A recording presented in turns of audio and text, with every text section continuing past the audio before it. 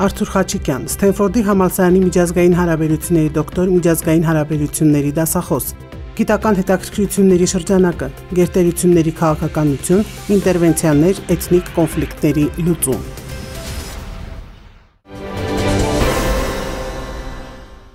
Բարի երեկո, պարոն Խաչիկյան, շատ շնորհակալ եմ, որ ժամանակ գտաք, մեր տաղավարում եք։ Պարոն Խաչիկյան, այն պահին, երբ մենք սկսում ենք մեր տեսագրությունը, արդեն տեղեկատվություն տարածվեց, որ Հայաստանի Հանրապետության դեֆակտո վարչապետը մեկնել է Թուրքիա, առաջին պաշտոնական այցով, եւ արդեն դիմավորել է Թուրքիայի փոխարտգործնախարարը, այդ պաշտոնական արարողության կադրերն արդեն հայտնվեցին համացանցում։ Ինչ է սա,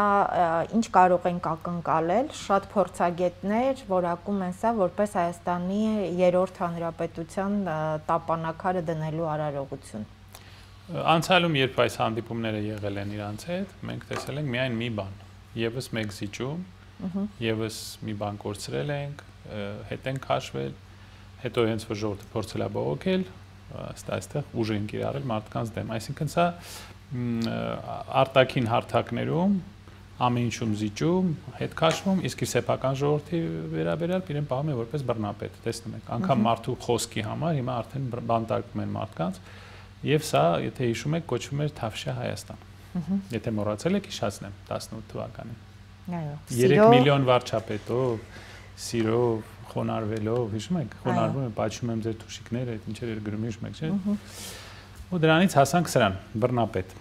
Տոտալ սա փաշա ենք փաստորեն, մենք փաշա ունենք, որ եթե ասում ես, որ պաշտպանում ես մեր եկեղեցին, քեզ բանտարկում են։ Տեսեք։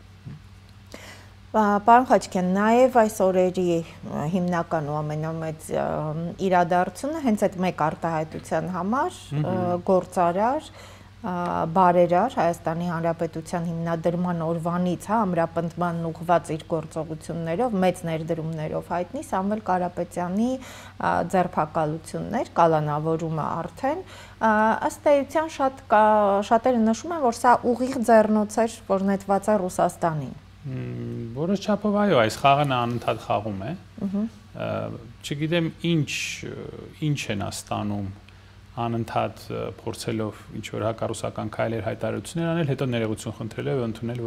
ընդունելով որ այդպիսի բան չի անի, կանի կամ չի անի։ Ես սա համեմատել եմ ինչ որ խելագար ամուսին եւ կին զույգի կյանքին, երբ որ անընդհատ կռվում են, բաժանվել չեն ուզում, խաղաղ ապրել չեն ուզում, ոչ մի կողմ, ոչ էլ մյուս կողմ։ Այսինքն շարունակում է, սա անհասկանալի է, շատ անհասկանալի արտաքին քաղաքականություն է։ Պարզ է, որ նա հետ կգա, էլի կասի, որ երբևիցե չենք ունեցել այսպիսի անկախ եւ սուվերեն Երևան, երևի Հայաստանից Երևանը կմնա, կասի, բայց մենք բայց իրանց այդ քարոզիչները, համ կառավարական քարոզիչները, համ հմեկ եւ ուրիշ կանալները, համ էլ արտասահմանից գրանտերով սնվող այդ Եվրոբեսեդկայի թիմը, նրանք անընդհատ նույն բանն են, չէ՞ ասում, Արցախը հանձնեցինք ինքնիշխան դարանք, Կիրանցը հանձնեցինք ինքնիշխան դարանք, հեսա Սյունիքն էլ կհանձնենք այդ Միջանցքը կտանք, բայց ինքնիշխան կդառնանք։ 300,000 ադրբեջանցի կգա Հայաստան չի լինի, բայց մենք ինքնիշխան կդառնանք, չգիտեմ, գուցե ինչ-որ Երևանի ինչ-որ թաղամասում կմնանք կամ Ալեքսանդրապոլ 2.0, ինչպես ասում են, կամ եթե մենք բոլորս այստեղից դուրս գանք, կամ մենք դառնանք Թուրքիայի մաս, էլ ինչ-որ բան կմտածեն։ Նրանց կողքը կանգնած է հզոր բանակ այդ գրանտակերների, որոնց մասին մենք խոսացել ենք, հիշում եք 360 թե 370 լրագրող արտասահմանյան դոլարներով, եվրոներով այստեղ զբաղվում են քարոզչությամբ։ Ամեն ինչ կարդարացնեն։ Եվ մեր ժողովուրդն էլ դե մի կողմից համ մեղադրում ես, համ չես մեղադրում, որովհետև օրինակ երեք պարոն Կարապետյանի այդ ձերբակալությունից հետո մենք հավաքվել էինք դատարանի շենքի եւ շատ մարդիկ կային, մի քանի հազար հոգի եկել էր, բայց երեկոյան դուրս ես գալիս քաղաք, այնպիսի տպավորություն է, որ մենք Դուբայում ենք կամ Մոնտե Կարլոյում ենք, մարդիկ փողոցներում պարում էին։ Մի հատ ազատ սեղան չկար ռեստորաններում, կենտրոնում։ Այսինքն մարդիկ ինչ որ ձևով կամ արդեն հույսը կորցրել են ուղակի, տեսնում են որ առաջնորդ չկա, անդիմություն չկա, հույսները կորցրել են։ Դրա համար ուղակի դուրս են գալիս, կյանք են ապրում, հնարավոր է, չգիտես, մեղադրես, չմեղադրես։ Մյուս կողմից էլ մեր անդիմությունը, որին ես շատ սիրում եմ, հարգում եմ, բայց ոչինչ չի կարողանում անի, իրար մեջ կռվելով, հենց հաշիվներ են պարզում։ Մեր կողքն էլ տեսեք ինչ կարող է սկսվել։ Արդեն անգամ որոշ ակնարկներ կան, որ կարող է լինել նույն երկրորդ Չեռնոբիլի Իրանում։ Մենք ինչով ենք զբաղված, դուք տեսնում եք։ Ըստ էության ամբողջ աշխարհում է կարծես այսպես քաոս, պարոն Խաչիկյան։ Եթե մի քիչ այ ընդհանուր նայենք, դեմոկրատիա ասվածը արդեն մենք տեսնում ենք վերացել է, ամեն ինչ ըստ էության քաղաքակրթության հետ կապված այլևս գոյություն չունի, Իսրայելի վարած պատերազմը, մեթոդը պատերազմ վարելու նմանվում է բնաջնջման, ցեղասպանության, նահանգները Թրամփը հայտարարում է, որ դեռ պետք է մի քիչ սպասի, այսինքն այդ ընթացքում կյանքերը զրոյական արժեք ունեն, բնականաբար պիտի կործանվեն, շարունակվեն զոհերը, այս իրավիճակում եւ մենք ու մեր խնդիրը, այս իրավիճակում թույլ կարող է տալ Թուրքիան կամ որևէ թշնամի պետություն մեզ այստեղ գոյություն ունենալ։ Եվ ինչի համար պիտի թույլ տա։ Ոչ, մանավանդ եթե Իրանը պարտվի, ոչ, տեսեք Թուրքիան ինչ արեց Սիրիայում։ Սկզբից 30 կիլոմետր վերցրեց այդ գոտին, հետո ամբողջ երկիրը վերցրեց, Իսրայելի հետ կիսեց։ Մի մասը Իսրայելը վերցրեց, մի մասը Թուրքիան։ Մեր շատ սիրելի տիկին Վոն դեր Լայն, Շարլ Միշել, Մակրոն, Ստարմեր, մեր այսպես ասած քաղաքակիր դեմոկրատական արևմուտքի ղեկավարները կես բառ չասեցին, որ մի ամբողջ երկիր զավթեցին, չէ՞, փաստա չէ։ Այո։ Ալավիներին քանի հազար սպանեցին 8-ից 10,000 քրիստոնյա ալավի սպանեցին գազանաբար, ասեցին ձեր մեղքն է։ Արևմուտքը ասեց դուք սադրել եք բանին իրան նոր անունը ռիբրենդինգ արեցին, նոր լոգո տվեցին իրան, հիմա բանա Աշարայա, առաջ Ջալանի էր, հիմա Շարայա, անուններ փոխեցին, նոր բան ռիբրենդինգ արեցին, ասում են դուք իրան սադրել եք։ Այսինքն մենք որ վաղը մեզ պաշտպանենք ստեղ Թուրքիան, Ադրբեջանը մեզ էլի կիսեն վերացնենք, ասեն հայերի մեղքն է, հայերը չստորագրեցին ինչ որ մի բան։ Դեմոկրատիա այլևս չկա, սիրելի Լիլիթ ջան, չկա այսպեսի բան։ Ես ժամանակին շատ էի հավատում դրան։ Դեմոկրատիան Ամերիկայում կար, ասենք 60-ական թվականներին, երբ ամերիկյան ուսանողները եւ հասարակությունը կանգնացրեցին Վիետնամի պատերազմը, ստիպեցին, որ Միացյալ Նահանգները հետ գա Վիետնամից։ Դա իսկապես դեմոկրատիա էր։ Բայց դրանից հետո ցավոք սրտի Ամերիկայի էլիտաները սովորեցին այդ հարցը ոնց են լուծում։ Բոլոր ԶԼՄ-ները դրեցին իրենց գրպանը։ Բոլոր ԶԼՄ-ները Ամերիկայում պաշտոնական վերահսկվում են ֆինանսական էլիտայի կողմից։ Այնտեղ այլևս երկու կուսակցություն չկա։ Մեր ամերիկացի գոլեգաները ասում են Uniparty, մի կուսակցություն է, դա նույն էլիտան է, տնտեսական, ֆինանսական էլիտան է։ Այդ մարդիկ միլիարդավոր դոլարներ են ստանում պատերազմից։ Պատկերացրեք, եթե ես ու դուք բան գործարան ունենայիք Հայաստանում, որը օրինակ արտադրում է ռումբեր կամ բաներ, հրթիռներ եւ մեզ միլիարդավոր կոնտրակտներ տային։ Մենք ցանկանայինք որ պատերազմ, դե մենք խղճով մարդիկ ենք, երևի չենք համաձայնվի, բայց մարդկանց մեծ մասը մեծ սիրով պատերազմը դարձրել է բիզնես, այսինքն նրանք փող են ստանում այս պատերազմից, ինչու պետք է կանգնեցնեն։ Պլյուս ունեն Վաշինգտոնում իշխող Իսրայելի լոբին։ Իսրայելի լոբին ամեն ինչ թելադրում է Վաշինգտոնին, Վաշինգտոնը ենթարկում է, տեսեք, Թրամփը փորձեց ընդդիմանալ, այսպես ասած, խորը պետության, այդ գաղտնի պետությանը, խորքային պետությանը Վաշինգտոնում եւ տեսեք հանձնվեց փաստորեն։ Ասում էր մեր ես լինել եմ խաղաղության նախագահ, խաղաղության պրեզիդենտ, տեսեք ինչ եղավ։ Ուկրաինան ավելի վատ Եվ նոր պատերազմ սկսեց Իրանի հետ։ Հիմա այո, հիմա պարզե որ ոչ մի էլ ոչ միջազգային օրենք, ոչ դեմոկրատիա, ոչ մի բան էլ չկա։ Հիմա նա ասեց իր ներկայացուցիչը երեք ասեց, որ նախագահ Թրամփը ասում է, որ 2 շաբաթ եմ տալիս, դեռ ես իմ որոշումը կարասնեմ 2 շաբաթ հետո, բայց ամբողջ աշխարհով պատրաստություն է գնում հարձակման, ծանր ռմբակոծիչներ են բերվում Միացյալ Նահանգներից, B52 չէ, մի ուրիշը կար, B2 կարծեմ Spirit, այսինքն բանը stealth տեխնոլոգիաներ ունեցող, ես որոշ չափով սա հասկանում եմ, ես իհարկե ռազմական տեխնոլոգիայի բան չեմ, էքսպերտ չեմ, բայց պատրաստվում են ծանր ռումբեր նետել Իրանի վրա, որովհետև մի քանի օբյեկտներ կան, օրինակ Fordown, որը շատ խորն է գտնվում, տասնյակ մետրներ, այսինքն 50-ից 100 մետր կարող է խորություն ունենալ, որոշ աղբյուրներ ասում են էլ ավելի խորն է։ Եվ խնդրեմն է, որ դա խոցելու համար Իսրայելը դա չի կարող անել։ Իդեպ Իսրայելը այդպես էլ լավ իրեն չդրսևորեց, բայց դրա մասին խոսենք։ Ուրեմն հնարավոր է նրանք պատրաստվում են ծանր ռումբեր գցել այդ օբյեկտների վրա, միջուկային օբյեկտների վրա, որ վերացնել Իրանի միջուկային ծրագիրը։ Հիմա դրա ռիսկը ինչ է, որ եթե սա արվի ռեակտորների մոտակայքում մենք ունենանք Չեռնոբիլ եւ դրա մասին խոսեց Ռուսաստանի Ռուսատոմի ներկայացուցիչը 3 ասեց որ մենք ունենանք Չեռնոբիլ իսկ մենք 300 կիլոմետր ենք դրանից առաջինը երկրորդը այնտեղ խոսակցություն է գնում որ Fordown այնքան խորն է որ սովորական կոնվենցիոնալ ռումբերով այդ հարցը չի լուծվի եւ հնարավոր է փոքր դագդիգական, ինչպես հիշում եք, միջուկային մինչև այդ չի անցնում մոտս։ Միջուկային ռումբ օգտագործեն ֆրդոյի համար։ Իմիջիալոց լուրեր կան, որ եթե Իսրայելը հաղթի Իրանում, այնտեղ Շեխերեզադա օպերացիա կլինի եւ մեզ ազատ Հայաստան կտան։ Այդպես լուրեր են լսել, տեսնենք հեսա խոսեն դրա մասին։ Այս մեկը Գերտրուդա չի, Շախերեզադա է։ Հա։ Եվ եթե դա արվի, սա փաստորեն սարսափելի նախադեպ կլինի, որովհետև դուք օգտագործում եք, եթե օգտագործվի անգամ փոքր միջուկային զենք, սա դուռ է բացում, որ ուրիշ երկրներն էլ սկսեն դա անել։ Պակիստանը ասել է, որ սատարում է Իրանին։ Միջուկային զենք կարող է տարածվել մեր շրջանում։ Այսինքն վտանգը միջուկային արդեն շատ մեծ է եւ տեսանելի։ Շատ մեծ է եւ տեսեք Իսրայելի այդ պաշտպանական համակարգը Iron Dome, հա, երկաթե գմբեթ։ Պարզվում է, որ այդքան էլ էֆեկտիվ չէ։ Հիմա արդեն մոտ 65%-ն են միայն խոցում Իրանի հրթիռների, որտեղ նրանք նոր բալիստիկ գերձայնային հրթիռներ են օգտագործում եւ ինչպես մենք ասում ենք, դրանք չեն կարող դրա դեմ առնել եւ տեսեք հիմա արդեն վիճաբանություն տեղի ունեցավ Իսրայելի անվտանգության խորհրդի նախագահի եւ Մոսադի պետի միջև պատահական դա անկավ կամերայի մեջ որ նա ասում է նաև նախկին ու ներկա այո ճիշտ ասեցիք եւ մեկը ասեց որ տեսնում եք դուք ինչու սադրեցիք այս պատերազմը ինչու սադրեցիք եւ նա ասում էր մենք չգիտեինք որ Իրանը այսպիսի հնարավորություն ունի դա ճիշտ չէ շատերն են ասում որ մի թերագնահատեք Իրանի հրթիռային հնարավորությունը ուրեմն ամփոփելով Առաջինը Միացյալ Նահանգները կարող է ընդգրկվի այս պատերազմի մեջ, ներքաշվի պատերազմի մեջ, հավանականությունը բարձր է, որովհետև ինչպես ասեցի, Իսրայելի լոբին է տիրում Վաշինգտոնում։ Ամերիկացիները ոչ մի անելու բան չունեն այստեղ, դեմոկրատիա չի, նրանք ուղղակի իրենց ազդեցության տակ են։ Իրենց կարող են ստիպել, որ նրանք ընդգրկվեն եւ Իսրայելին օգնեն, քանի որ մինչեւ վերջ ջախջախել Իրանը, Իսրայելը չի կարող, հիմա արդեն պարզ դարձավ։ Երկրորդը հնարավոր է, որ հատուկ զենք օգտագործեն այդ բունկերների դեմ կամ հատուկ ռումբեր կամ bunker buster, հենց բունկերների խոցելու համար, բայց դա էլ կարող է բավարար չլինի։ Երրորդը, եթե նրանք խելագար, իսկապես խելագար լինեն, իսկ այնտեղ որոշ խանգարված մարդիկ կան, մեզանից այդքան հեռու չեն, էլի, այնտեղ բանը կա, Lindsey Graham-ը կա, դա ծերուկ, մի հատ ծերուկ է 70 տարեկան, իրան պահում է 5 տարեկան երեխայի պես։ Վազվզում է, ասում է, ինչ լավ է, խաղը սկսվեց, մենք հարձակվեցինք։ Այդ մարդը միայն մի բան գիտի,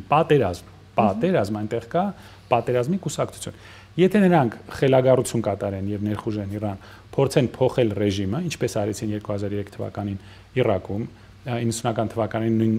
ռեժիմը որոշ չափով փոխեցին նաեւ Յուգոսլավիայում, դա արդեն կարող է տանել քաղաքացիական պատերազմի, Իրանի մասնատման, ռեժիմի փոփոխության։ Այնտեղ կան տարբեր էթնիկ խմբեր, գիտեք, ազերիներ, քուրդեր, արաբներ, պարսիկներ, բելուշներ եւ ուրիշներ։ Նրանք կարող են հրահարել ինչ-որ ներքին բախումներ, այսինքն անել այն, ինչ որ արեցին Իրաքում 2003 թվականին։ Սա սարսափելի հետևանքներ կարող է ունենալ։ Այսինքն սա գնում է Իրաքի սցենարով։ Հիշում եք 2003 թվականին, դե շատ երիտասարդ եք, բայց երևի հիշում եք, բան Կոլին Պավելը, որ ՄԱԿ-ում լվացքի փոշիներ ցույց տալի, ասում էր սա անտրաքս է, հիշում եք։ Հետո 20 տարի ներողություն էր խնդրում, որ խաբեց ամերիկացիներին, ներառյալ Հիլարի Քլինտոնին, նա ընդունեց, որ ինձ էլ խաբեցին։ Մեզ ոնց խաբեցին 18 թվականին բանով, Թավշևանով։ Հիմա փաստորեն այս իրավիճակում, այսինքն աշխարհում իրավիճակը այսքան լարված է, այն մեր հենց սահմանին է։ Աշխարհում ոչ մեկը մեր ժամանակը չունի, ըստ էության, այսպես փոքր ու ինչ է կատարվում ներսում։ Մենք չենք կարողանում հավաքվել եւ հնարավոր է արդյոք այս դեպքում, եթե ասում ենք ընդդիմություն կամ պայմանական, հա, ազգային որոշակի ուժեր կարողանան իրենք իրավիճակ փոխել ներսում, պարոն Խաչիկյան, այդպիսի փորձ կա միջազգային, հա, իրավունքի, միջազգային այս քաղաքագիտության մեջ։ Ես չեմ կարծում, որ կարող եմ հիշել, որ ինչ որ փոքրիկ հանրապետություն գտնվի այսպիսի վտանգի առջև եւ նախ ունենա այսպիսի ղեկավարություն, ակնհայտ հոգեկան շեղումներ ունեցող, ոչ կոմպետենտ եւ հիմա էլ արդեն բռնապետ, պաշտոնապես բռնապետ ղեկավարություն, որը Facebook-ի վրա գրառումներ է անում, որը տապալեց ամեն ինչ, մեր արտաքին քաղաքականությունը ուղղակի չկա, չենք տեսնում դա ինչ է։ Մենք ունենք ընդդիմություն, ես շատ հարգում եմ, շատ սիրում եմ, բայց որը չի կարողանում հարցը լուծել եւ չի ուզում հեռանա։ Վերջի անգամ բոլորս դուրս եկանք փողոց, պլան չունեցան, ինչպես բոլորս խնդրում էինք, ամբողջ Հայաստանով ոտով մարդիկ ման են գալիս հասնում են Երևան, որ լսեն, որ մենք իրենց տալիս ենք մի ժամ, հետո 15 րոպե, դա էր պլանը։ Ես ուղղակի շատ մեծ հարգանքով եմ վերաբերում այդ ղեկավարին այդ շարժման բայց երևի խորհուրդ տվողներ կային, որոնք այսպեսի խորհուրդ տվեցին 15 րոպե։ Ես ուղղակի խոսալ չեմ ուզում դրա մասին։ Անդիմությունը չի կարողանում ոչինչ անի, իրար մեջ հաշիվ են պարզում, ղեկավարությունը ոչ մի բան չի կարողանում ղեկավարի, բան ազգային ժողովում էր, ազգային բեսեդկայում ինչ որ աղոթում են, միմյանց վիրավորում են, քֆուր են դնում, սա դարավ գներեցեք քուչի բազար։ Իսկ մենք ունենք շատ կոնկրետ վտանգներ։ Եթե Իրանը պարտվի, եթե այնտեղ Աստված չտա ինչ որ բախումներ սկսվեն երկրի ներսում, Թուրքիան, Ադրբեջանը կամ կպահանջեն, որ մենք ամեն ինչ տանք, կամ վերցնելու են ուժով։ Ոչ ոք չի կարողանալու խառնվել այստեղ։ Բայց պարոն Խաչիկյան, այն մենք հիմա պաշտոնական առաջին այցն է։ Ինչու պիտի ուժով վերցնեն։ Ինչն է հրաժարվում Հայաստանի իշխանությունը, որ պայմանին է դեմ կանգնում։ Նա ամեն ինչ կստորագրի, ըստ իր սովորության կխափի, մենք երբեք չենք իմանա նա ինչ է ստորագրել։ Հիշում եք այն Պրագայում որ ստորագրեց, մի քանի շաբաթ անցավ նոր ասեց։ Հիշում եք որ ասում էր մենք ձեր հետ կքննարկենք ամեն ինչ, այս հրապարակում, դա էլ էր սուտ։ Կգնա ինչ որ բան կստորագրի, հետո մեզ կամաց կսկսեն սովորացնել, որ մենք սովորենք դրան։ Ես համոզված եմ, որ զիջումներ կլինեն եւ Միջանցքի հարցով, եւ ադրբեջանցիների վերադարձի հարցով, որտեղ Ադրբեջանը դա անընդհատ կրկնում է։ Իսկ Ադրբեջանի վերադարձը, Սյունիք եւ Միջանցքի բացումը նշանակում է, որ մենք այլևս այստեղ չկանք։ Լիլիթ ջան, ես ու դուք կամաց պետք է հավաքվենք, այստեղից դուրս գանք, որտեղ ես չգիտեմ դուք ինչպես եք ուզում, ես չեմ ուզում։ Ես թուրքերին չեմ ասում, որ ամբողջ ազգին վատ են վերաբերվում կամ ադրբեջանցիներին, նրանք ժողովուրդ են, բոլոր ժողովուրդները, բայց այն մարդիկ, ովքեր կգան Հայաստան, նրանք այն մարդիկ են, ովքեր մեզ ատում են, տեսեք ինչ են գնում մեր մասին սոցցանցերում։ Մարդիկ են, ովքեր տարիներով սովորել են, որ հայերը այստեղ չպետք է ապրեն, հայերին ռուսներն են բերել, մենք ցիգանի պես ազգ ենք, ասում են, դուք Հնդկաստանից եք եկել, դուք այստեղ տեղ չունեք։ Այսօր եկեղեցու վրա է հարձակվում, վաղը նրանք կպահանջեն եկեղեցիներից խաչերը հանի, ասի, որ Էջմիածինը ուչքիլիսա է։ Արդեն ասում են, Հաղարցինը մերն է, Հաղարցինը աֆղանական եկեղեցի է, հայկական չէ։ Մեր մայր տաճարը կասեն աֆղանական եկեղեցի, բաներ են, գերեզմաններ են ջարդում Ղարաբաղում։ Դուք ո՞նց եք կարծում, երբ որ նրանք անստեղ մեզ ո՞նց են վերաբերվելու։ Ես մի հատ սարսափելի երազի տեսել, որ ես մահացել եմ, ինձ թաղել են, գիշերը Ալիևը եկավ, ինձ հետ հանեց, գրեց վրեց, որ ես աֆղանացի եմ ու դրեց հետ։ Սարսափելի երազն է։ Դուք տեսեք ինչ կարող է այստեղ կատարվել։ Մարդիկ հանգիստ ասում են վտանգ չկա։ Մի հատ նայեք այն կողմից ինչ է ասվում մեր հասցեին։ Դուք ո՞նց եք կարծում, որ վտանգ չկա։ Հետո փախստականների վտանգ, որ փախստականները արդեն կամաց սկսում են գալ Իրանից։ Եթե այնտեղ լայնածավալ պատերազմ սկսվի, արդեն սա շատ լայնածավալ է, եթե ասենք ցամաքային ուժեր օգտագործվեն, Աստված չտա, արդեն մեծ պրոբլեմ կլինի հենց փախստականներին, պետք է մենք պատրաստվենք փախստականներին ընդունենք։ Պետք է հետևենք բանի միջուկային բանի իրադրությանը, ինչ է լինելու այդ ռեակտորների։ Բուշերը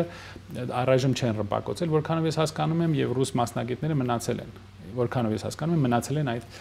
ստանցիայում, այսինքն չեն ռմբակոծի, քանի ռուսները այնտեղ են, բայց որոշ ուրիշ օբյեկտներ ռմբակոծել են, Նատանզը ռմբակոծել են, եւ այնտեղ արտահոսք եղել է միջուկային, Աքարը 3 ռմբակոծել են, մի քանի միջուկային օբյեկտներ արդեն ռմբակոծվել են։ Մենք պետք է պատրաստ լինենք դրան, մեր անվտանգությունը ապահովենք, մեր դիրքերը ամրապնդենք, պատրաստվենք, որ կարող է լինել փախստականներ։ Շատ եւ շատ հարցեր կա, մենք զբաղված ենք Facebook-ի գրառումներով, լեզվակռվով եւ ուտել խմելով ամեն երեկոյան։ Ես չեմ հասկանում սա։ Պարոն Խաչիկյան, այս դեպքում եկեղեցու դեմ այսպես հստակ քայլերով արդեն նույնիսկ բոլոր սահմանները, նույնիսկ ուղակի շփման, քաղաքավարության բոլոր սահմաններն անցնող այս գրառումները եւ այս արճակատումը ու այս լայնածավալ, հա, այդ թափը հավաքում է ինչի պիտի բերեն եւ այս դեպքում արդյոք եկեղեցին ստիպված պիտի լինի ներքաշվել որպես ազգայինը պահելու կողմ։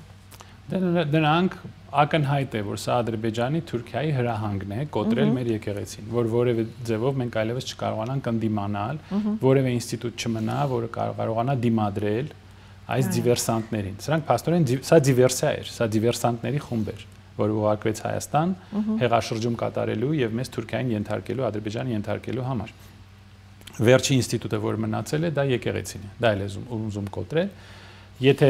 այսպիսի լկտի բաներ են, տեսակ ինչ բառեր էր գրված Facebook-ում։ Լիլիթ ջան, դուք որևէ երկրում, ներառյալ Աֆրիկան, Էկվատորիալ Աֆրիկան կամ Կուկի կղզիները, որևէ երկրում կամ Բորնեոյի նահանգապետը այսպիսի բառեր օգտագործել է պետական գործիչ։ երկրի ներկայացուցիչ, չեմ ասում վարչապետ, գոնե պետական գործիչ, այսպիսի բառեր եկեղեցականի մասին գրելը Facebook-ում։ Այսինքն սա հրահանգ է։ Նրանք ուզում են վաղը եթե այսինքն այսօր անմեղ մարդուն բանտարկում են, որովհետև նա ասել է ես սատարում եմ մեր եկեղեցուն։ Վաղ եթե նա օրինակ ուզենա եկեղեցականի ձերբակալի, մարդիկ դուրս գան փողոց, էլի այդ կարմիր բերետներին բերի, բանի ռայոններից ոստիկաններին բերի, իրանց աշխատավարձները էլի փող տապարցածնի, որ իրանք ժողովրդին ծեծեն էլի։ Սա բան է, դեմոկրատիա է։ Իդեպ մեր շատ սիրելի քաղաքակիրթ ֆրանսիացի, գերմանացի, իտալացի, անգլացի, ամերիկացի այդ բոլոր դիվանագետները, որ Երևանում գտնվում են, այդ բոլոր հասարակական կազմակերպությունները, որոնք 100 միլիոնավոր դոլարներ են ստացել, որպեսզի դեմոկրատիան պաշտպանել։ Իրանցից ձեն լսվում, հա, դուք լրագրող եք, դուք կիմանաք։ Ինչ որ բան ասում են, որ այսպես չի կարելի վարվել եկեղեցու հետ, ընդդիմության հետ։ Ոչ, որևէ բառ չկա։ Այսինքն չկա դեմոկրատիա, աշխարհում չկա արդեն տեսանելի։ Դեմոկրատիայի թույլ տեղը գտնվեց։ Դեմոկրատիայի թույլ տեղը այն է, որ շատ հեշտ է ձևավորել մի քանի խումբ, լոբիստական խումբ, որը օգտագործելով փողը կարող է կաշառել դեմոկրատական ինստիտուտները։ Եվ դա ըստ մեր բոլոր ամերիկյան ընկերների, բոլոր ամերիկյան գործընկերների դա արդեն տեղի ունեցել է Միացյալ Նահանգներում։ Նրանք բացեբաց ասում են, Դագ Մակգրեգորը ասում է, ամերիկյան դեմոկրատիան դուրս եկավ սուտ, fake։ Ամերիկայում չկա դեմոկրատիա, որովհետև այս բոլոր որոշումները կատարվում են փող տվողների, դոնորների ճնշման տակ։ Նրանք փողով ընտրում են պրեզիդենտին, հետո այդ պրեզիդենտը կատարում է իրենց ասածը։ Ոչ մի դեմոկրատիա չկա, պարզվեց։ Իմ համար շատ ցավալի է, ժամանակին շատ միամիտ է, հավատում եմ, որ դեմոկրատիա կա։ Ու մեր բոլոր այդ դեմոկրատական հասարակական կազմակերպությունները, մեր բոլոր ազատ մամուլ սիրող այդ բոլոր հարթակները, Radio Liberty, CivilNet, AM1, այդ բոլոր այդ թիթիզատ անունները մտածած մարդիկ, որոնք տասնյակ միլիոնավոր դոլարներ էին ստանում։ Մի ձեն հանում են, որ այսպես վերաբերում են մեր եկեղեցուն։ Բանտարկում են մարդուն միայն նրա համար, որ նա ասում է ես սատարում եմ մեր եկեղեցուն։ Ոչ մի կոչեր նա չի արել, ոչ մի կոչեր։ Այո։ Մի ձեն լսվում է իրանցից։ Ոչ, որտեվ սա դեմոկրատիա չի, սա փող է։ Սա ոչ թե դեմոկրատիա, այլ փողոկրատիա է։ Հասարակությունը ասվածն էլ Հայաստանում է վերացել ըստ էության։ Այո, սա փաստորեն արևմտյան ագենտները կնքեցին, այո։ Այո, քաղաքասարակություն։ Այս քաղաքասարակությունը դիվերսանտների հասարակությունն է, որոնք դոլարները եւ եվրոները ծամելով ուղղակի ներկայացնում են երրորդ ուժերի շահերը Հայաստանում։ Եվ տեսնելով թե ինչպես են ծեծում մարդկանց, բանտարկում մարդկանց, ինչպես է բռնապետություն հաստատվում Հայաստանում, ոչ մի ձեն չեն հանում։ Սա էլ ձեր դեմոկրատական մամուլը։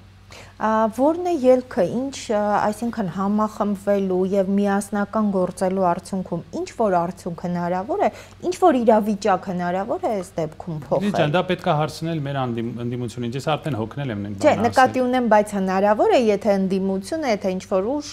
ի հայտ գա կամ լինի որևէ ընթացք, հնարավոր պիտի լինի ներսից ինչ որ բան փոխել։ Լիլի ջան, անցյալ տարի դուք տեսաք քանի հազար մարդ էր, մի 70-80 հազար մարդ կար Երևանում, ամբողջ հանրապետությունով շարժումներ կային, մարդիկ ոտով հասնում էին Երևան, մարդ գիտեն, որ Անգլիայից է եկել, Հայաստան, Ամերիկայից են գալիս։ Այո, այսինքն կարելի է փոխել։ Բայց արել ենք, չէ՞։ Ուղղակի ղեկավարությունը սխալ մարդկանց բերեց։ Այո, սխալ խորհուրդներ ընդունեց, սխալ մարդիկ եկան եւ սկսեցին աթոռներ կիսել։ Մեր ընդդիմությունը շատ մեղավոր է, ներեցեք, շատ մեղավոր է։ Ես շատ եմ քննադատում եւ այս ղեկավարությունը, բայց ընդդիմությունը արդեն իմ հետ չեն բարևում, մի բարևեք։ Ոչ մի խնդրեմ չունեմ, արդեն չի կարելի էլի ամեն տարի նույն բանը անել, էլ ինչ իմաստ ունի։ Չկարողացան ճիշտ ղեկավարել, չկարողացան օգտագործել այն էներգիան, որը կար փողոցներում, գեներացնել այդ էներգիան, կարողացան, պլան չկարողացան, սխալ խորհուրդներ տվեցին եւ լսեցին, ցավոք սրտի։ Դա հնարավոր է անել, բայց ինչքան կարելի դրա մասին խոսալ, ամեն անգամ դրա մասին խոսում ենք։ Կամ պետք է անեն, կամ պետք է հեռանան, կամ մենք բոլորս պետք է հեռանանք, որովհետեւ նա հեսա հետ է գալու, ինչ որ փակ նիստ կլինի, փակ հավաք կլինի, էլի WhatsApp-ով իրար մեջ։ Բայց հետո հայտարարություններ չէ պիտի լինեն, նշվեց, որ նաեւ մամուլի համար հայտարարություն պիտի լինի։ Հա, երևի ինչ որ բան զիջելու է էլի, ինչ որ մեծ զիջում է կատարել։ Հնարավոր համարում եք սահմանազատման հետ կապված խնդիր նաեւ Թուրքիայի հետ, այսինքն Կարսի պայմանագիր։ Ամեն ինչ էլ հնարավոր եմ համարում։ Նա ուղղակիորեն ենթարկվում է իրանց։ Նա իրենց դեսպանն է Հայաստանում։ Մենք ունենք վալի Հայաստանում։ Իրենց գուբերնատորն է Հայաստանում, իրենց փաշան է։ Ինչ կասեն կանի։ Նետո իրանցից կխնդրի, որ սատարեն իրեն, հաջորդ տարվա ընտրությունները կեղծի եւ մնա։ Փող կբերեն Թուրքիայից, Արևմուտքից, ելի մեզ Եվրոկոնֆետ ցույց կտան, կասեք եթե դուք ընտրեք այս կուսակցությունը, մենք Եվրոպայի մաս կդառնանք, այդ դերասաններին էլի կբերեն, էլի երկրորդ հանրակրվեն կանցկացնեն, էլի ստորագրություններ կհավաքեն, այդ ներկայացումը շարունակում է, տեսնում եք։ Հետո ինչ որ էլի խոստումներ կտան, հետո այդ իրենց աղանդավորներին լսում եք, չէ՞, մեկ-մեկ այդ մարդիկ ինտերվյու են տալիս, որ ոչ մի բան չի լինի, ամեն ինչ լավ կլինի։ Հարցում ես, իսկ ո՞նց եք կարծում, ո՞նց է լավ լինելու։ Լավ կլինի։ Որտեղից գիտեք։ Մեր ղեկավարն է ասել, շատ լավ, ձեր ղեկավարը Աստվածն է, հա երևի։ Աստված ասել է, որ լավ կլինի։ Ձեր թշնամին ձեր աչքի առաջ Ղարաբաղը գրավեց, 5000 տղա սպանեց, կարևոր չի։ Սիրիան գրավեցին, կարևոր չի։ Պաղեստինում տեսեք ինչ են անում, կարևոր չի։ Ցեղասպանությունը շարունակվում է ի դեպ։ Այո։ Իրանում բացարձակ առանց որևէ պատճառ հարձակվեցին անկախ երկրի վրա։ Դա էլ կարևոր չի։ Այսինքն սա աղանդ է, մարդիկ ովքեր ապրում են փորով, գրպանով եւ իրենց հավատքով, որ մեզ ոչինչ չի լինի, ամեն ինչ կլինի լավ, որտեղ մեր ղեկավարը այդպես մեզ ասել։ Դե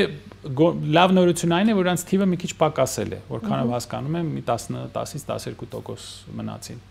աղանդավորներ, բայց նրանք կարող են օգտագործել նաև ադմինիստրատիվ ռեսուրսը, կեղծել ընտրությունները, արտասահմանից օգնություն ստանալ, այս հսկայական քարոզչական մեքենան նորից խոդի են գցելու, փողեր են, էլի տեսակ վերջերս 5.5 միլիոն դոլար ստացան, տեսակ, եվրո, 5.5 միլիոն եվրո էլի Եվրոպայից ստացան, անընդհատ փող են ստանում,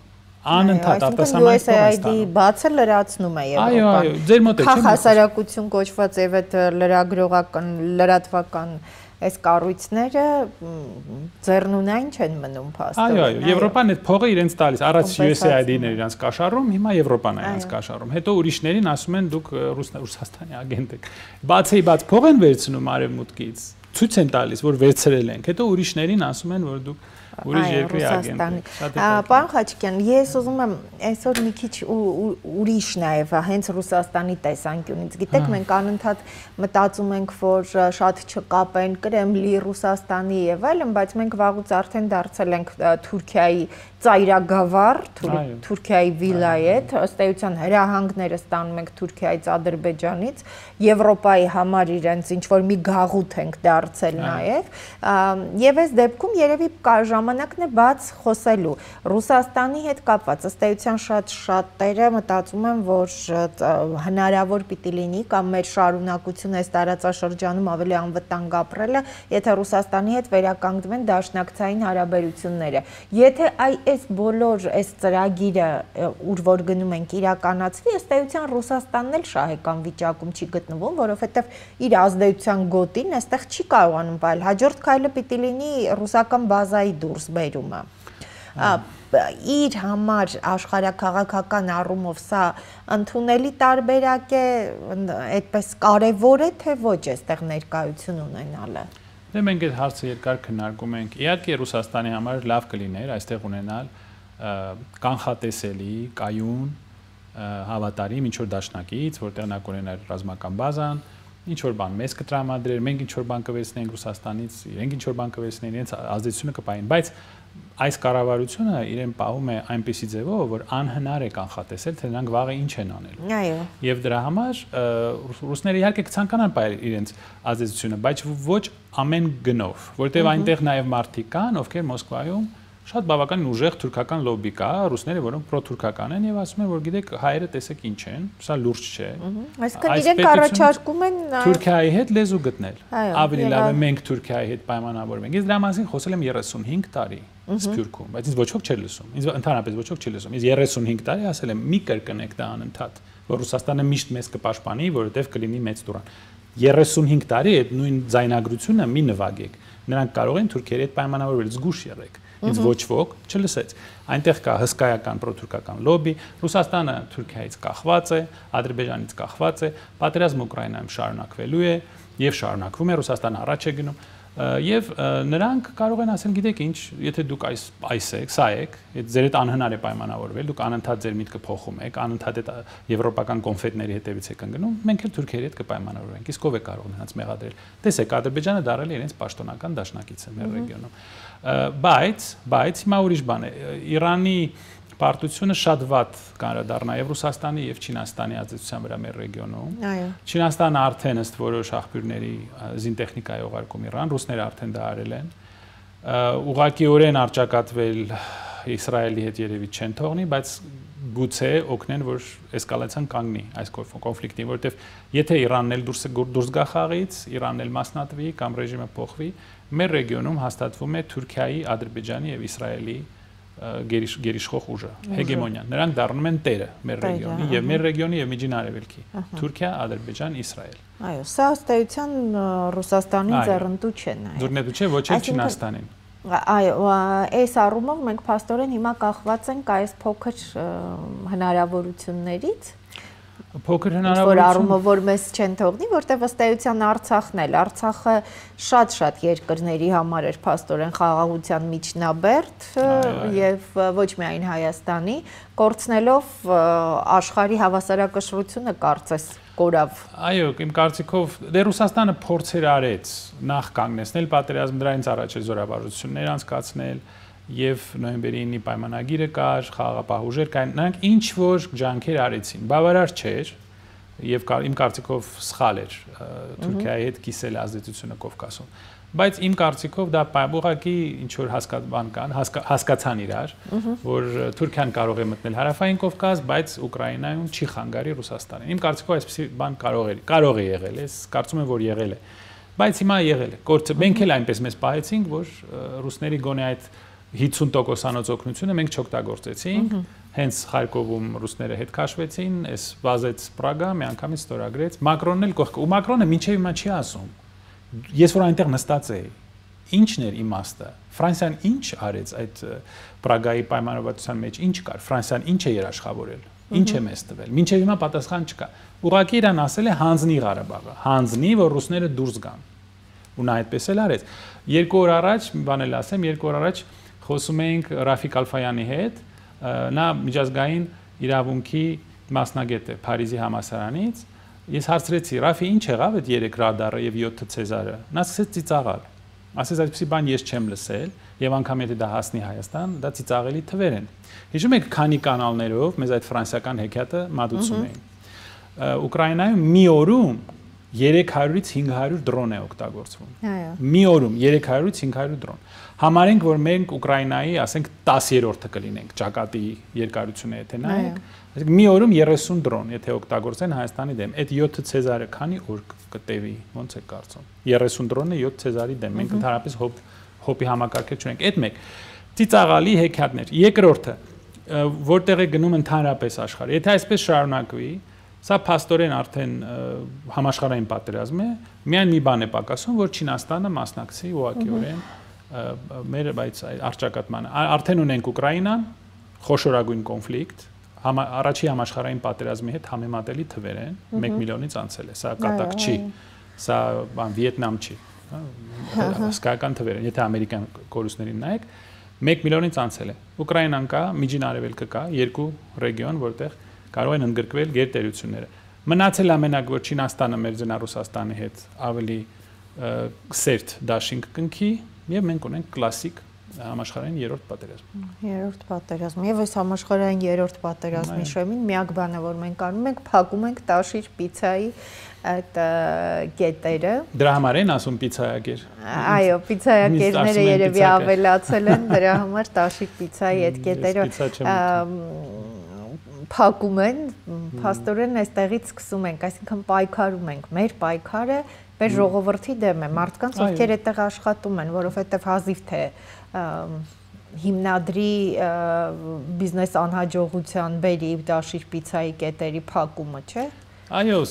մենք պատերազմ ենք վարում մեր ժողովրդի դեմ, ինչպես դուք ասեցիք, ոչ թե մեր արտաքին թշնամիների դեմ, այլ մեր ժողովրդի դեմ։ Մենք դառնում ենք բռնապետություն, սա փաստորեն Թուրքիայի, Ադրբեջանի կողմից ուղարկված խումբ էր, որի նպատակն էր Հայաստանը ջախջախել, կոտրել, հանձնել Արցախը, մեր հանրապետությունը կազմալուծել, եւ նրանք շարունակում են դա անել։ Ասեցի, հաջորդ քայլը Զանգեզուրի միջանցք, ադրբեջանցիների վերադարձ, բանը զինանշան փոխելը, սահմանադրություն փոխելը, եւ մենք դառնում ենք նախապայմանները, որոնց մասին անընդհատ տարիներով խոսվում է եւ գիտենք։ Հետո մենք դառնալու ենք ուղղակի բանի բենզինի կայան թուրք եւ ադրբեջանցի վարորդների համար, որոնք մեր տարածքով աչուձախ են գնալու, մենք էլ իրենց բենզին ենք վաճառելու, ուտացնելու ենք եւ տանելու ենք բան կլուբեր շաբաթ-կիրակի։ Դա է լինելու Հայաստանի ապագան, բայց մեր հասարակության մի մասը դեմ չի։ Օրինակ այսօր երեկոյան դուք տեսեք Երևանում ինչ է լինելու, ինչ խնջույքներ են լինելու։ Այնպիսի տպավորություն է, որ այս մարդիկ ապրում են լուսնի վրա, չեն հասկանում իրանց կողքը ինչա կատարում։ Կամ ուղղակի ասել եմ, գուցե ճիշտ չի իրենց մեղադրել, որովհետեւ նրանք հույս չեն տեսնում, ղեկավար չեն տեսնում։ Չեն տեսնում ինչպես կարող են, իրենց դերակատարությունը չեն տեսնում, պետք է յուրաքանչյուրին տալ այդ իր բաժին մասնակցության իրավունքը։ Շնորհակալ եմ շատ, պարոն Խաչիկյան։